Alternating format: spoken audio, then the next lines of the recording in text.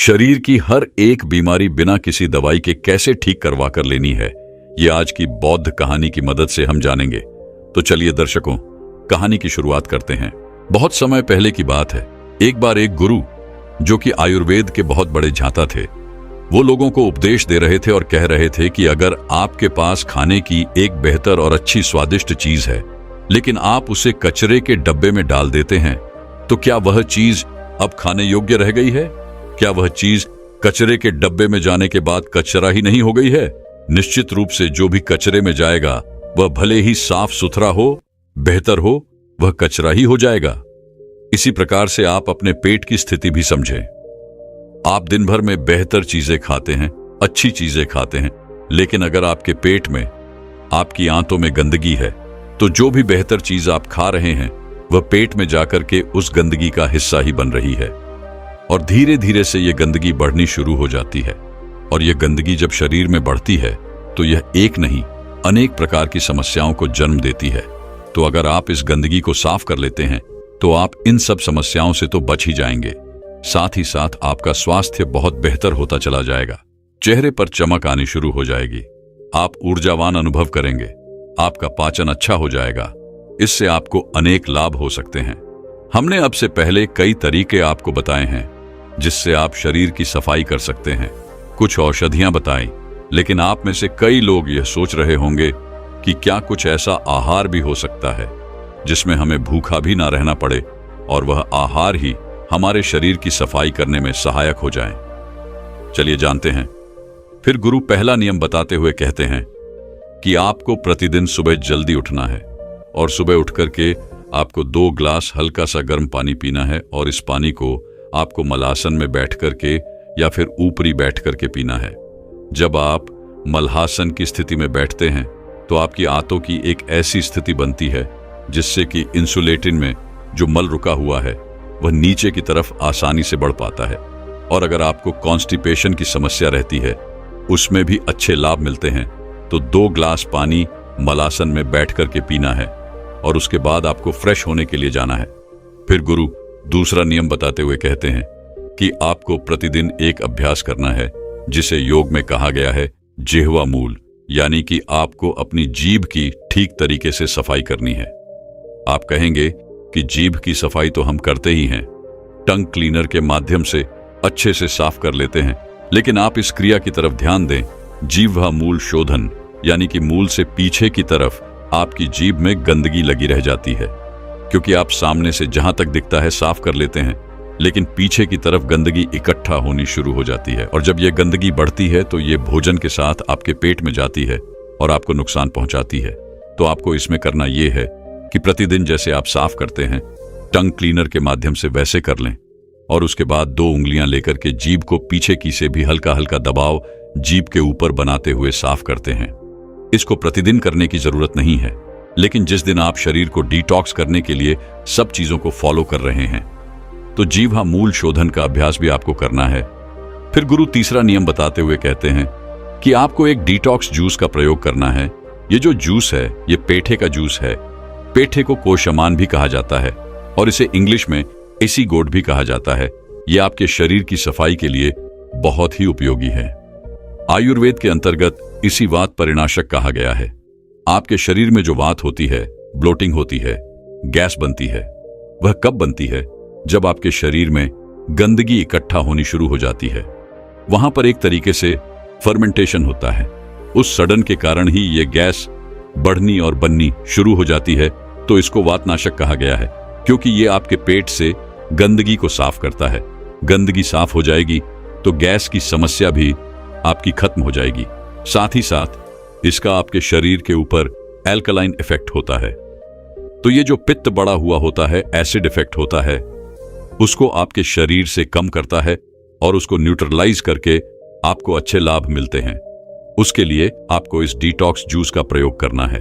यह बहुत ही उपयोगी रहेगा आपके लिए।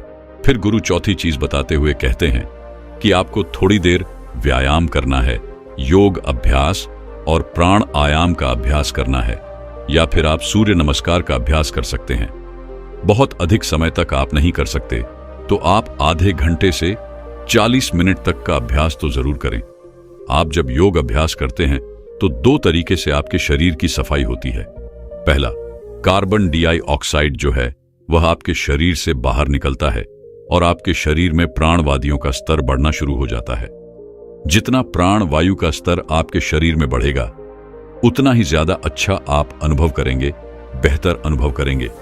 साथ ही साथ जब आपको पसीना आता है तो उस पसीने के माध्यम से ही गंदगी आपके शरीर से बाहर निकलती है। देखिए, हमारा उद्देश्य केवल इतना नहीं है कि हम अपने पेट को ही साफ करें। जो दूसरी हमारे शरीर के डिटॉक्स प्रणालियां हैं, अलग अलग तरीके से शरीर खुद को निरंतर साफ करता है, उनको भी हमें सुचारू रूप से चलाना है, बेहतर बनाना है। तो हमें इस तरीके के अभ्यास जरूर करने होंगे। तो आपको योग अभ्यास करने हैं और प्राणायाम का अभ्यास करना है। फिर गुरु 5वां नियम बताते हुए कहते हैं कि नाश्ते में आपको कोई अन्न नहीं लेना है, कोई पकी हुई चीज नहीं लेनी है। इसमें आपको केवल फलों का ही प्रयोग करना है।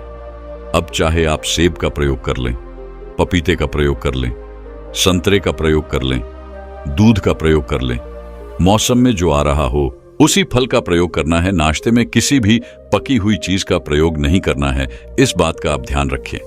फिर गुरु 6वां नियम बताते हुए कहते हैं कि नाश्ता करने के बाद सुबह और दोपहर के बीच में आपको एक डिटॉक्स आयुर्वेदिक चाय का प्रयोग करना है। ये चाय हम 3 चीजों को मिलाकर के बनाएंगे। पहली चीज होगी सौंफ, दूसरी होगी अदरक, तीसरी होगी गुड़। सॉफ्ट लेजिटेटिव की तरह कार्य करता है। आपने देखा होगा कि आयुर्वेद के अंतर्गत कॉन्स्टिपेशन के लिए जो भी चूर्ण बनाए जाते हैं उनमें भी अधिकतर सौंफ का प्रयोग किया जाता है, क्योंकि यह शरीर से मल को बाहर निकालता है। जो मल रुका हुआ है आंतों में उसे ढीला करता है, नाक बंद रहनी शुरू हो जाती है, वह गंदगी व कॉफ भी सौंफ के प्रयोग से बाहर निकलना शुरू हो जाता है।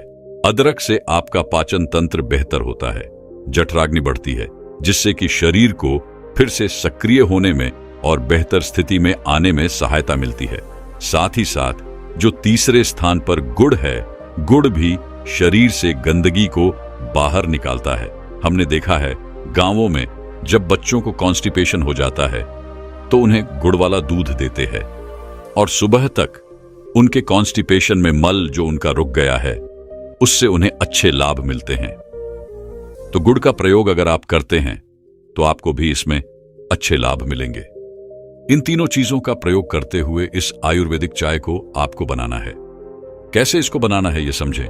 1.5 कप की मात्रा में आपको पानी लेना है। इसमें आप एक बड़ा चम्मच सौंफ डाल लें, उसे खोलने दें, फिर एक छोटा टुकड़ा अदरक का डाल लें और इसमें आप गुड़ डाल करके इसको मीठा कर लें।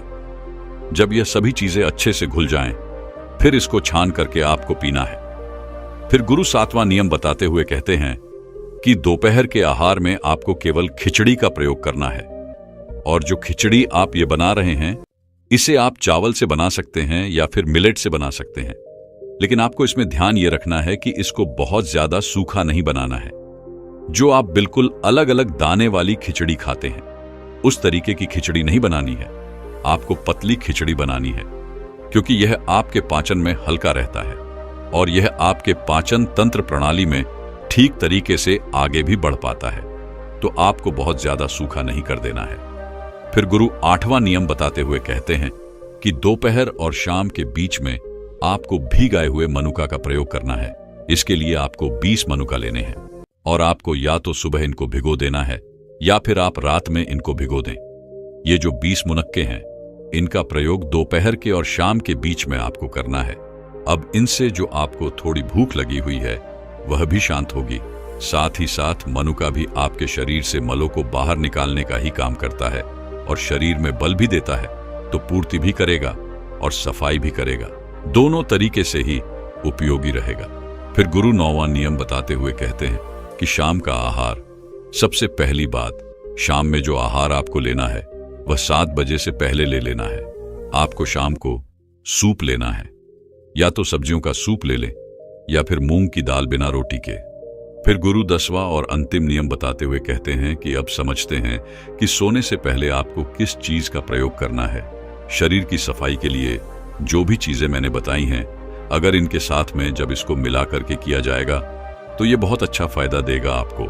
इसके लिए आपको कास्टर ऑयल का प्रयोग करना है, यानी कि अरंडी के तेल का, और इसको आपको पानी के साथ प्रयोग करना है। हल्का सा गुनगुना पानी होना चाहिए, बॉडी टेम्परेचर का ही होना चाहिए। आपको एक बड़ा चम्मच की मात्रा में डालना है और इसको भी लेना है। यह आपकी इस पूरे रूटीन की अंतिम वस्तु थी। इसके बाद आपको कोई और चीज नहीं लेनी है और आपको सो जाना है। अगले दिन सुबह आप देखेंगे कि आपका पेट बहुत खुल करके बहुत अच्छे से साफ होगा, और अगले दिन ही यानी कि एक दिन के प्रयोग से ही आप अगले दिन बहुत अधिक बेहतर अनुभव करने वाले हैं, हल्का अनुभव करने वाले हैं। कितनी ही समस्याएं आपके शरीर की, माइग्रेन की समस्या, आंखों की समस्या, पाचन की समस्या, बालों की वजह से संबंधित समस्याएं, बहुत सारी समस्याओं में लाभ आपको मिलेंगे केवल इस रूटीन को फॉलो करने से। अब कब करना है, कितना करना है? अगर समय का बहुत अधिक अभाव है तो इसको महीने में एक बार तो कर ही ले, और अगर आपके पास समय है तो आप हफ्ते में एक बार 3 महीने तक लगातार इसका आपको प्रयोग करना है। और फिर आप 3 महीने तक अगर नहीं प्रयोग करते हैं, इस डाइट का, इस रूटीन को फॉलो नहीं करते हैं, तो भी कोई दिक्कत नहीं है, क्योंकि इतने दिन में ये आपके शरीर को पूरी तरह से साफ कर देगा, बेहतर कर देगा। फिर 3 महीने के बाद फिर से आप कुछ दिन तक इसको फॉलो कर सकते हैं। तो इस तरीके से समय समय पर आप इस रूटीन के अनुसार शरीर को साफ करते रहते हैं, तो ये बहुत ही उपयोगी रहेगा आपके लिए। एक समय की बात है, एक गुरुजी जो कि आयुर्वेद के बहुत बड़े जानता थे, उनके पास एक युवक जाता है और कहता है कि गुरुवर, मेरी एक बहुत बड़ी समस्या है, कृपया कर आप इसका समाधान करेंगे। तब गुरुवर कहते हैं कि बोलो क्या समस्या है। तब युवक कहता है कि मैं रात में 9 बजे बिस्तर पर सोने चला जाता हूं, लेकिन उसके बाद भी मुझे 12 बजे तक नींद ही नहीं आती, और ना ही मुझे दिन में नींद आती है। आखिर मुझे नींद क्यों नहीं आती? कृपया कर गुरुदेव मुझे इसका कारण बताएं और फिर इसका समाधान भी बताएं।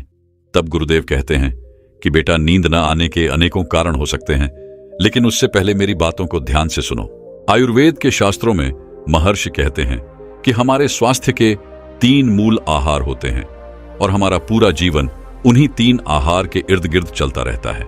इन 3 आधारों में सबसे पहला जो आहार होता है वह है आहार। जैसे आपका आहार होगा वैसा ही बिल्कुल आपका व्यवहार होने वाला है। इसलिए हम सभी को अपना आहार सुधारने के ऊपर ध्यान देना चाहिए। दूसरा है ब्रह्मचर्य। आज के समय में हमारी नवयुवक युवतियां इसके बारे में जान रहे हैं और उसका फायदा भी ले रहे हैं, जो बहुत सही चीज है, लेकिन जो इसका पालन नहीं करते हैं वह अनेकों परेशानी में फंस जाते हैं। और तीसरा है, आपकी नींद जितनी गहरी आपकी नींद होगी उतना ही आपका स्वास्थ्य अच्छा रहेगा, और अगर आपकी नींद अधूरी रहेगी तो आपका स्वास्थ्य हमेशा ही खराब रहेगा। जब हम रात को सोते हैं और हमारी नींद पूरी नहीं होती है, तो फिर जब हम सुबह उठते हैं तो थका थका महसूस करते हैं, ऊर्जावान नहीं रहते हैं। सुबह उठने में हमें बहुत सारी समस्याएं होती हैं, और सारा दिन आलस हमारे ऊपर हावी होता रहता है, और हमें हमारा शरीर ऊर्जावान नहीं लगता है। हमारा पाचन तंत्र ठीक से काम नहीं करता है, हमारा मन किसी भी काम में नहीं लगता है। लेकिन अगर आप अपनी नींद को अच्छा बना लेते हैं तो आप हमेशा ही ऊर्जावान बने रहेंगे, और आपका स्वास्थ्य कभी खराब ही नहीं होगा, और आपकी फिर हर समस्या का समाधान भी होगा। फिर गुरुदेव उस युवक से कहते हैं कि बेटा, अब मैं तुम्हें नींद के बारे में बताता हूं। तो पहली बात है कि नींद कितनी और कैसी होनी चाहिए। बेटा, रात की जो नींद होती है वह विशेष होती है। वह रात के 10 बजे से लेकर 1 बजे तक का जो समय होता है वह आपकी नींद के लिए बहुत ही अच्छा होता है। इसमें आपकी नींद सबसे ज्यादा गहरी होती है, और बाकी का जो समय होता है उसमें आपकी नींद ज्यादा गहरी नहीं हो सकती। लेकिन आज कल लोग समय का उपयोग ठीक तरह से नहीं कर पाते हैं। लोग 10 बजे तो छोड़ो 12 बजे तक भी नहीं सो पाते हैं। इससे उनका जो महत्वपूर्ण समय होता है वो निकल जाता है, और उनकी नींद पूरी तरह से गड़बड़ हो जाती है।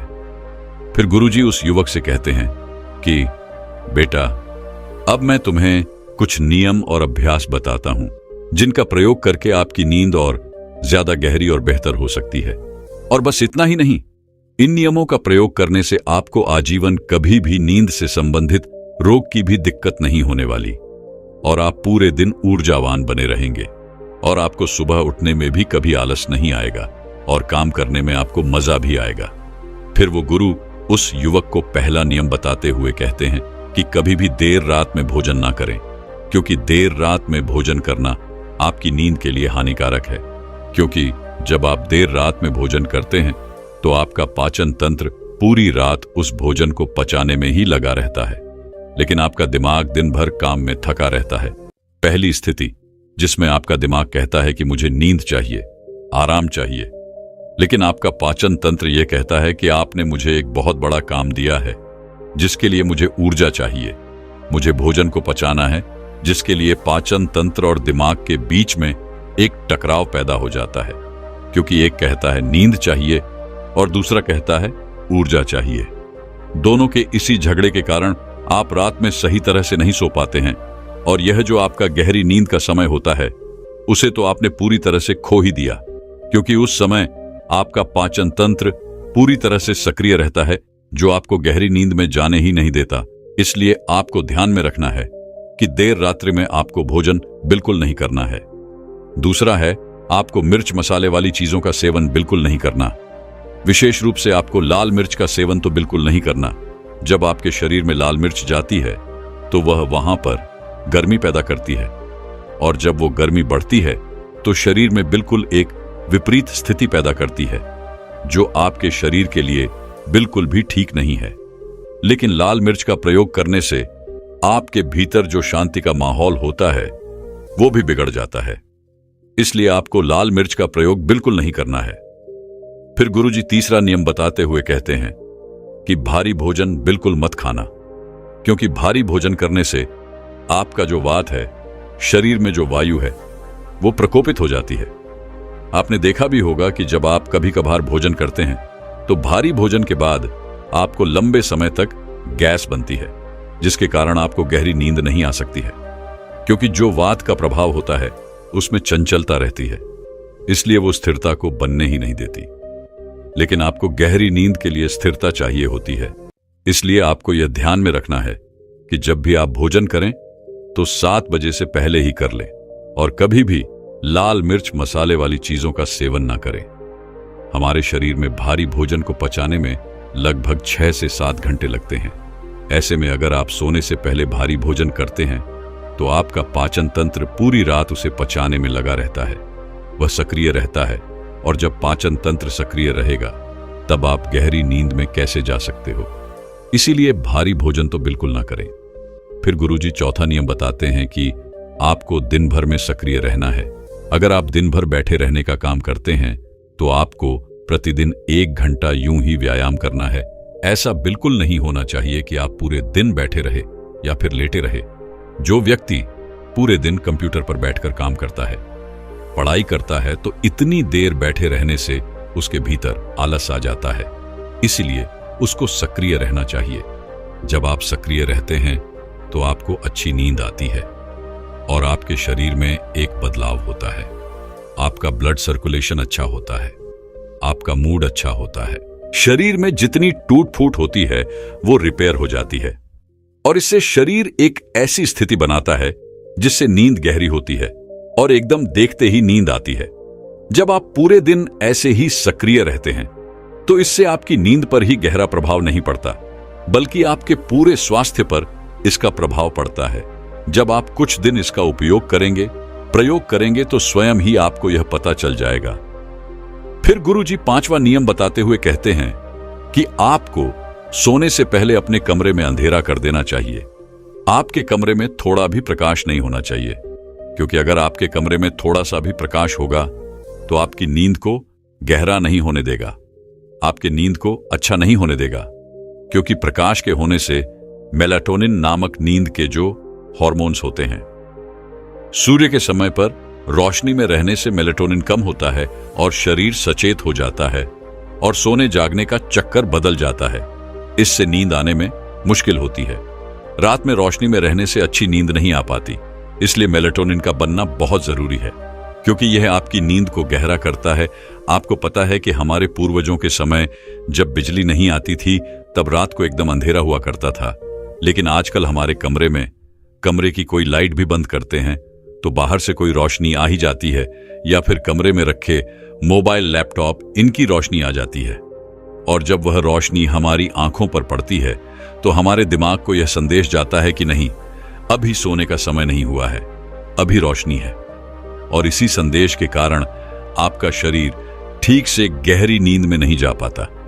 फिर गुरुजी नियम बताते हुए कहते हैं कि सोने से ठीक 1 घंटा पहले अपने सभी काम करना छोड़ दीजिए, जैसे ऑफिस का कोई काम होना या फिर आप फोन पर कुछ कर रहे हैं तो उन सबको छोड़ दें।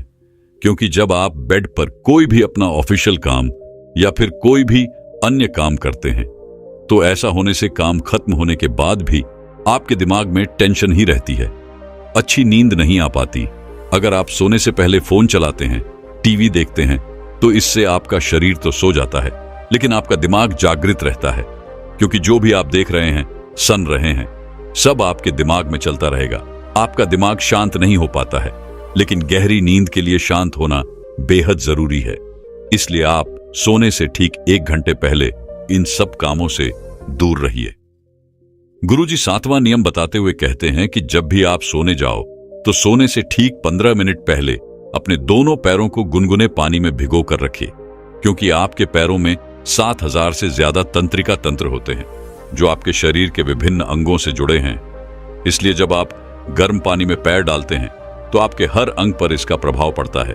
आपका हर अंग आरामदायक स्थिति में जाता है, आपका नर्व सिस्टम बिल्कुल रिलैक्स हो जाता है, बॉडी की सभी थकान दूर हो जाती है और आप रिलैक्स महसूस करते हैं, जिससे आपको गहरी नींद आती है। तो आपको एक टब में गुनगुना पानी भर लेना है।